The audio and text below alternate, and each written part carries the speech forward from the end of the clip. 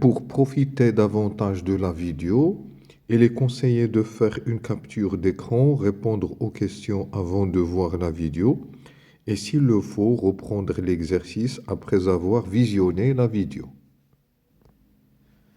Première question. Écrire les équations des différentes désintégrations spontanées d'un élément radioactif. Préciser la loi de conservation utilisée.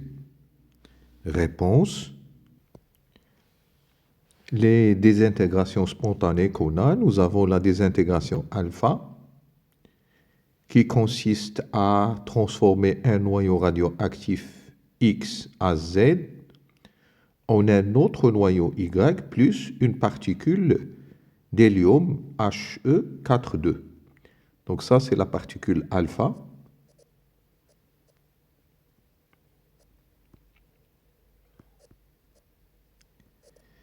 Et puis, là, puisqu'on a la conservation de A et de Z, pour Y, on aura un A qui est égal à A moins A de X moins 4. De même, conservation de Z, là, on doit mettre Z moins 2. Pareil pour la particule, pour la désintégration bêta moins, qui consiste à transformer un noyau X à Z en un autre noyau Y plus une particule bêta- qui est un électron.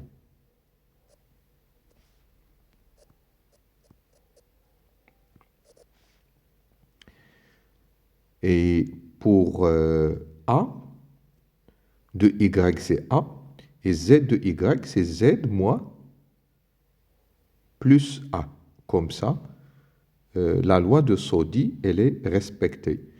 Pour bêta plus, c'est un positron qui apparaît, positron qui va apparaître au cours de cette transformation nucléaire. Et là, on va ajouter A et Z moins 1.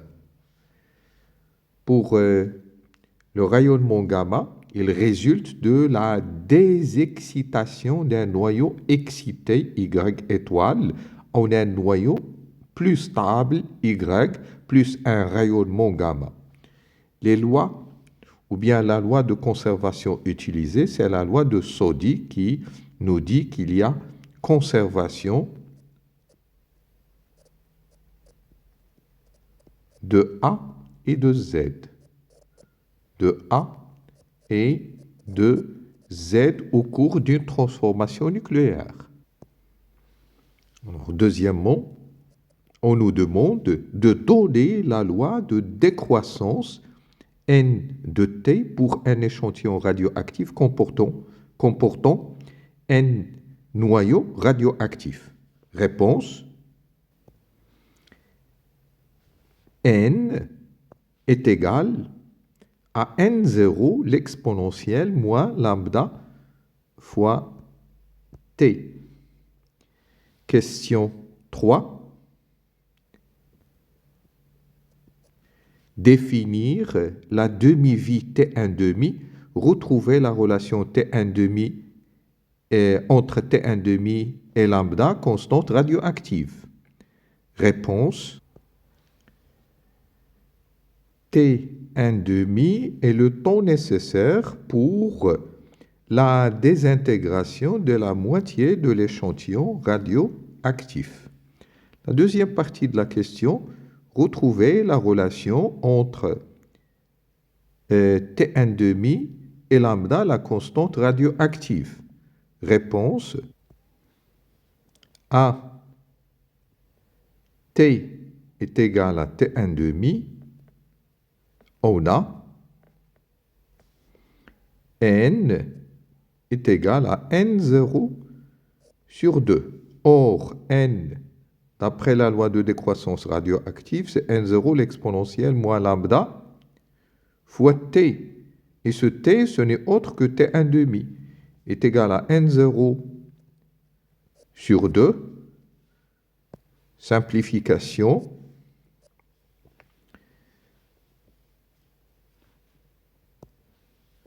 Ce qui nous donne donc l'exponentielle de moins lambda fois t1 demi est égal à 1 demi. Je vais donc introduire l'exponent ln de part et d'autre. Et donc, ça nous donne moins lambda t1 demi est égal à moins ln de 2. Après simplification, ça nous donne donc lambda est égal à ln de 2 sur t1 demi. C'est ça l'expression de lambda. C'est la relation donc entre lambda et t1 demi. Quatrième question. Définir l'activité radioactive A en donner les différentes expressions. L'activité A est le nombre de désintégrations par unité de temps. Les différentes expressions que l'on a pour l'activité A, eh bien A est égal à moins d de n sur d de t. Il est également égal à lambda fois n. Et elle est égale à A0, l'exponentielle, moins lambda fois t. Question 5. La désintégration du carbone 14 donne naissance à l'azote 14. Écrire l'équation de cette désintégration en précisant son type. Réponse. Alors, le carbone 14 se transforme en azote plus un électron. Il s'agit d'une désintégration de type, puisqu'il y a un électron, c'est une désintégration de type bêta-. 5.2. Une statuette en bois ancien a une activité égale à 135 becquerels, sachant que l'activité d'un morceau de bois récent de même masse et de même nature est 165 becquerels. Déterminer l'âge approximatif de la statuette en bois. On donne le carbone, pour le carbone 14, T1 demi est égal à 5570 ans. Réponse. Alors, on part de la loi de décroissance radioactive appliquée à l'activité. A est égal à A0 l'exponentielle moins lambda t. Bien sûr, avec A, c'est la valeur de l'activité la plus petite. Donc là, on nous a donné deux valeurs d'activité, 135 et 165. 135, ça correspond donc à A. 135. Et A0, c'est l'activité qu'on avait initialement, puisqu'il y a décroissance, eh bien A0, c'est la plus grande. C'est 165 becquerels.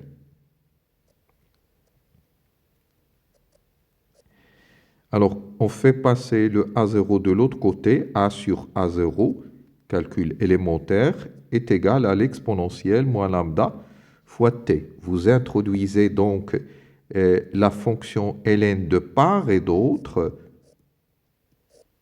Et donc, ça devient ln de A sur A0 est égal à moins lambda fois t. Et lambda n'est autre que ln de 2 sur t1 demi fois t. Ce qui donne t est égal à t1 demi moins sur ln de 2 fois ln de A sur A0. Et si j'inverse ce rapport-là, A sur A0, eh bien j'enlève le signe moins. Donc j'enlève, donc là, ça devient un signe plus, et là c'est A0, et ce A, il va disparaître. Ce 0, il va disparaître. Donc on a inversé donc le quotient. Application numérique, on a qu'à remplacer par les valeurs. T1 demi, c'est 5570. sur ln de 2 fois ln de A0. A0, c'est la plus grande, c'est 165. Divisé par A, la plus petite, c'est 135. Tout calcul fait, ça donne T est égal à 1612 ans.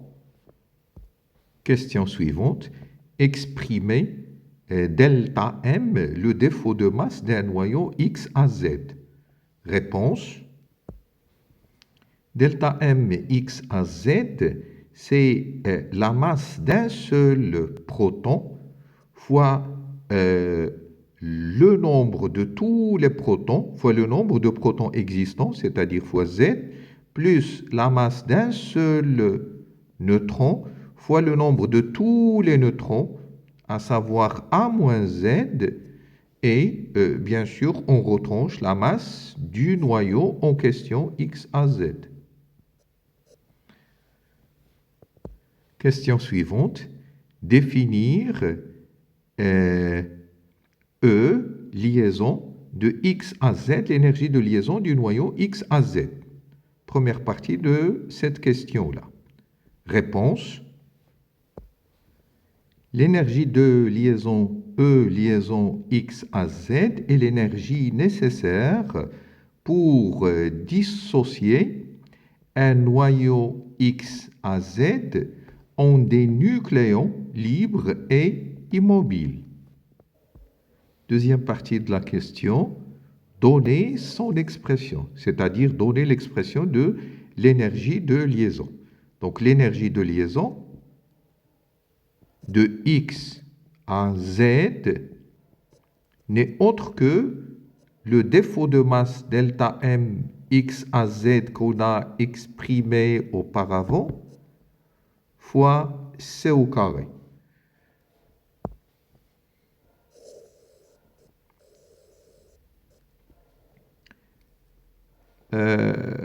L'autre partie de la question, toujours la même question, représenter l'énergie de liaison sur un diagramme énergétique. Alors, la représentation est la suivante. On représente donc l'énergie de masse du noyau X à Z, que l'on appelle EA, et l'énergie de masse des nucléons qui sont au nombre de A nucléons, qui auront une énergie de masse E2. Et donc, l'énergie de liaison, c'est l'énergie nécessaire pour passer de E1 à E2. Donc ça, c'est l'énergie de liaison du noyau X à Z. Son expression, donc, c'est tout simplement E2 moins E1. Dans la question 8, on nous demande de définir epsilon X à Z, l'énergie de liaison par nucléon, et on nous demande quel est son intérêt. Alors, pour la définition de l'énergie de liaison par nucléon, epsilon L de X à Z, c'est juste l'énergie de liaison qu'on a définie auparavant, du noyau X à Z, divisé par le nombre de nucléons. Et donc, ça s'exprime en méga électronvolts par nucléon.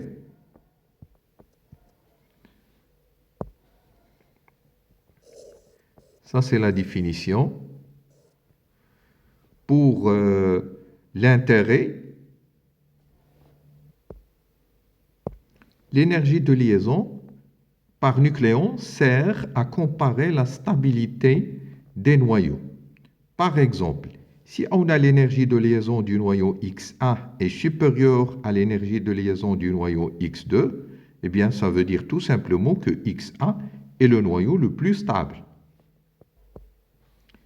Pour la question 9, on nous donne l'équation de la réaction X qui donne un noyau Y plus une particule alpha. Donc, il s'agit bien d'une désintégration de type alpha.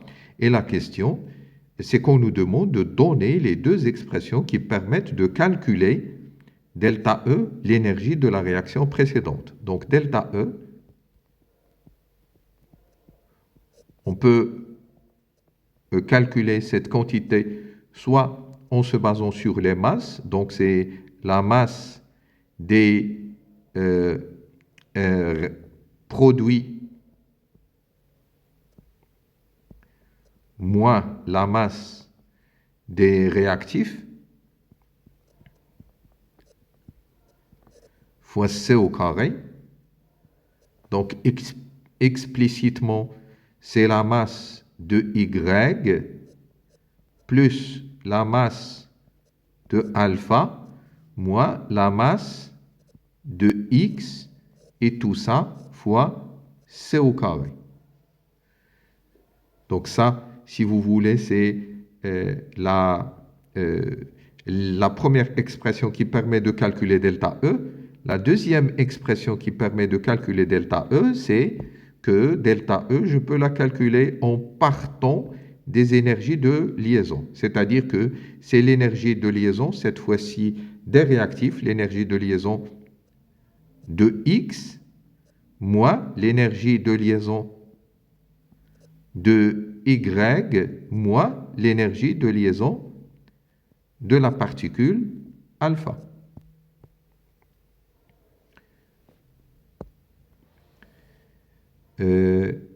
Question 9.2. Donnez la représentation énergétique de cette transformation.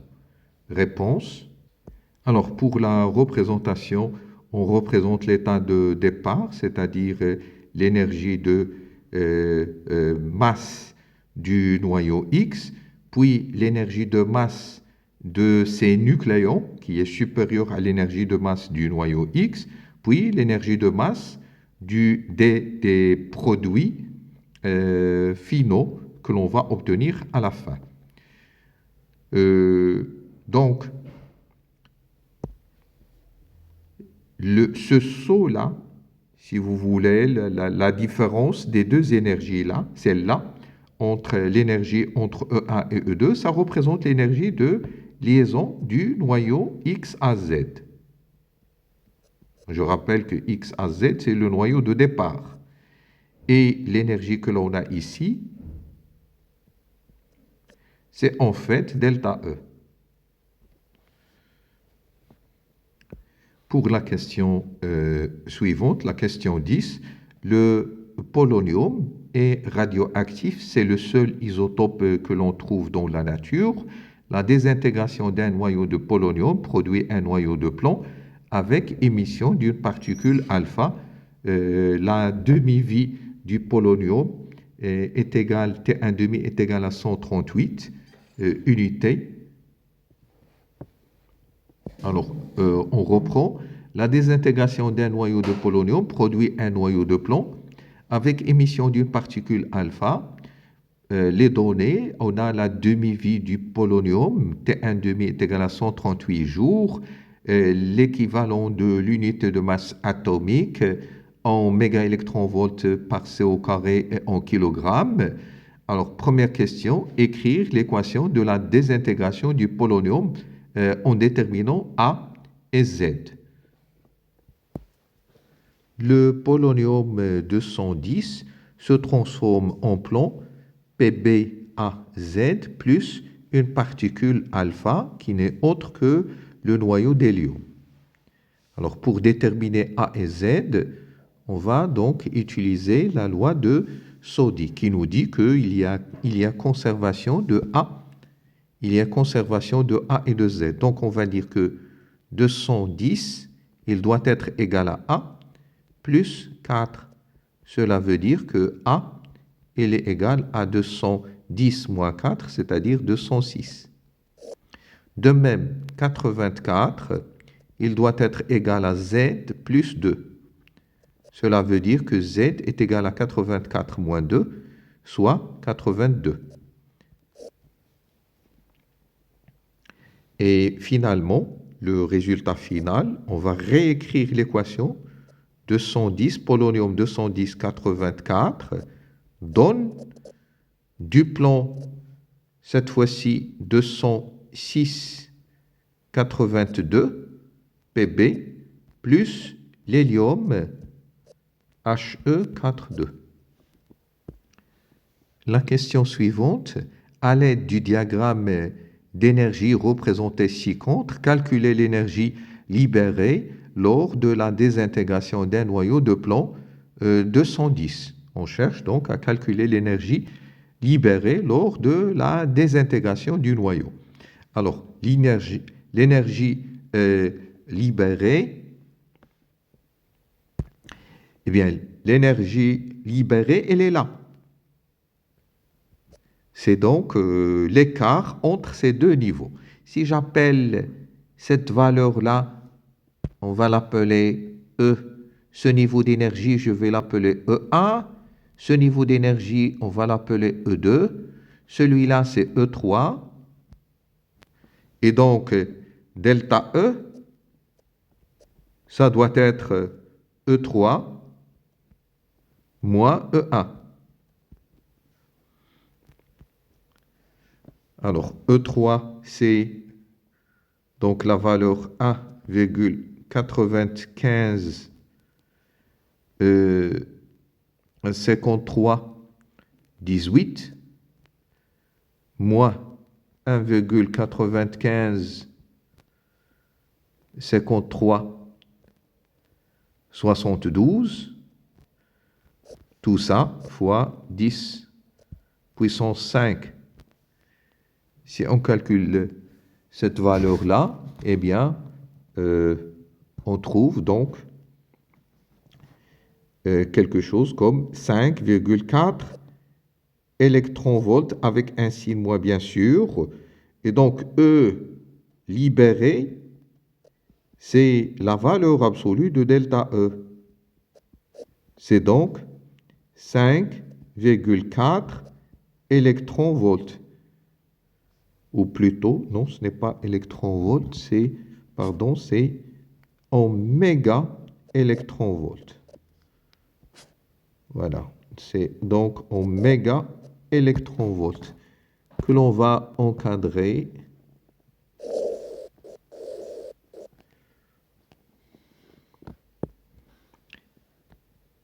Calculer le défaut de masse delta M du polonium, du noyau de polonium exprimé en kilogrammes. Bien sûr, le défaut de masse, on va le calculer à partir de l'énergie de liaison.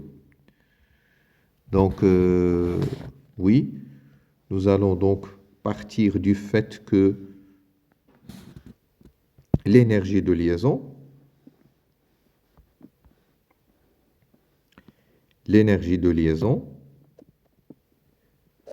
du polonium, c'est donc justement le défaut de masse delta M du polonium fois C au carré d'une part, et d'autre part, c'est donc E2 moins E1.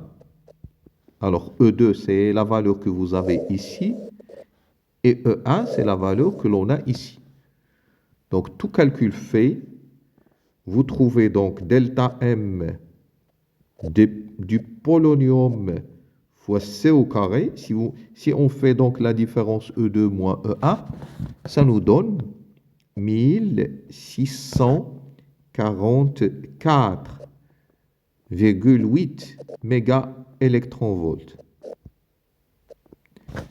Et par suite, delta M polonium est égal à, si vous faites passer le C carré de l'autre côté, ça va devenir 1644,8 mégaélectronvolts C-2, que l'on va encore développer. Ce n'est pas encore gagné parce qu'on doit calculer ça en kilogrammes.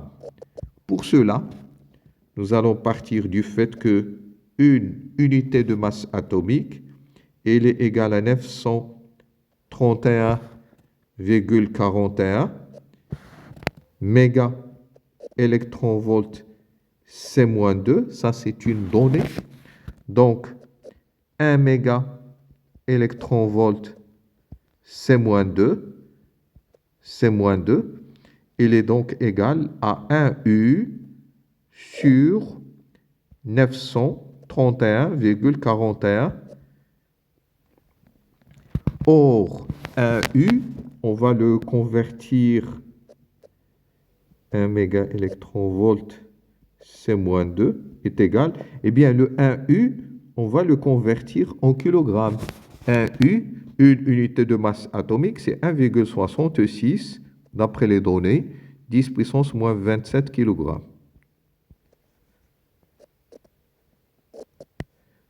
Que l'on divise par 931,41.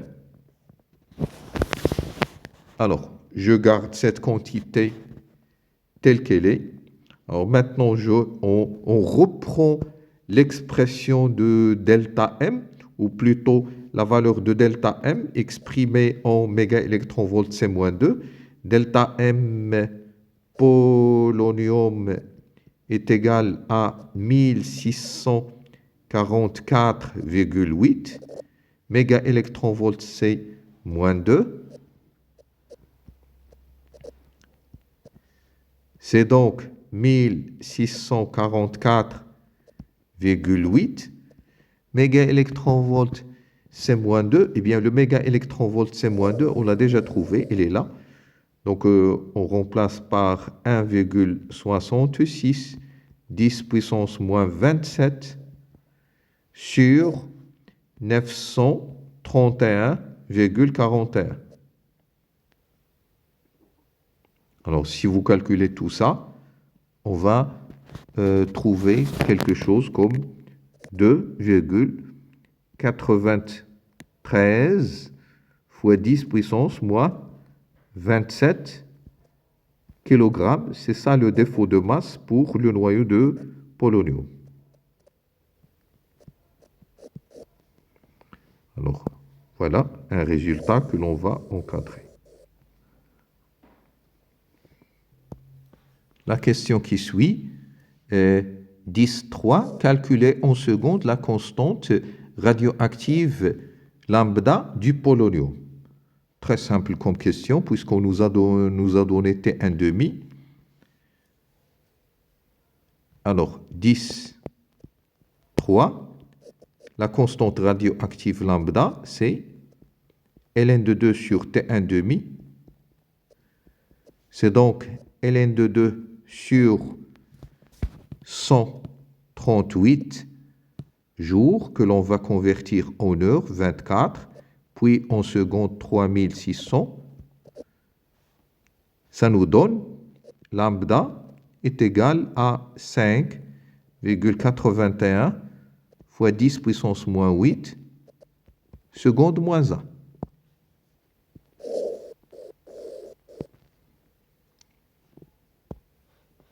Dernière question.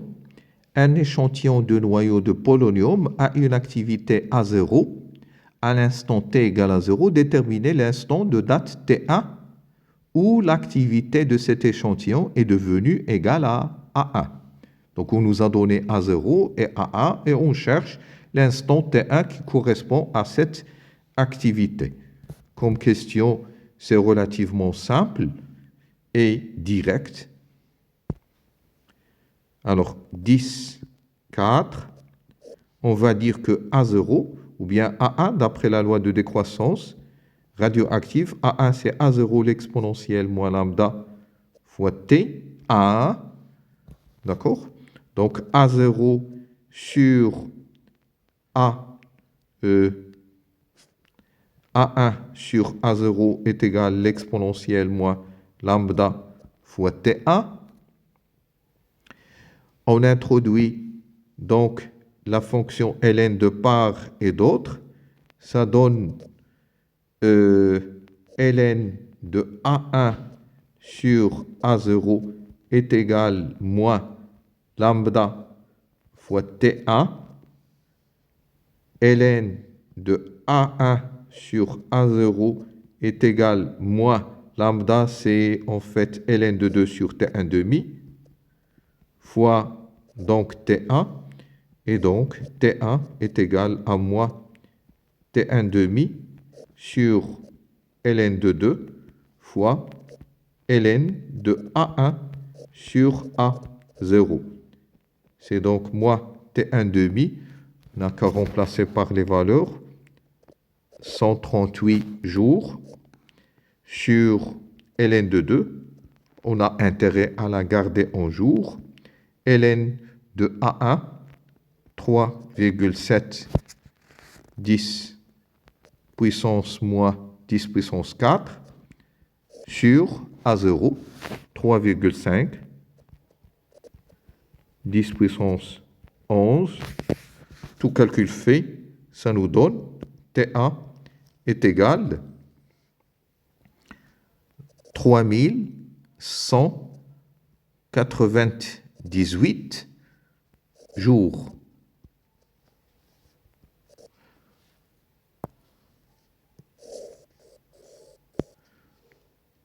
Voilà, c'est tout pour cette vidéo.